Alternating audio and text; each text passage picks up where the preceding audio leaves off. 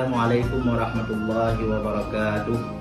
Saya Tengku Ulil Amri SHIMM selaku Ketua Umum YPI Darussahadah Aceh Cabang Cetpu'u ingin menyampaikan yang bahwa YPI Darussahadah Aceh Cabang Cetpu'u adalah cabang pertama setelah YPI Darussahadah Pusat di Teping Raya yang didirikan pada tahun 1968 oleh Abuya di Teping Raya, yang pimpinan pertamanya Walid Abdullah, Tengku Muhammad Taib, Tengku Abdul Muttalib bin Ahmad, Tengku Hasbi, dan Tengku Jamaluddin Cetbada.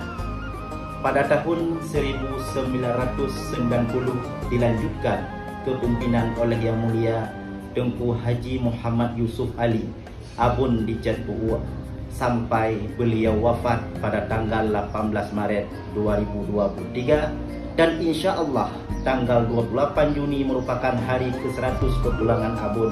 Saat ini Darussahadah Aceh Cabang Cetpu'u telah mengembangkan berbagai kegiatan pendidikan salafiyah dan pendidikan umum dengan jumlah santri 791, terdiri dari 441 santri salafiyah dan 345 santri formal.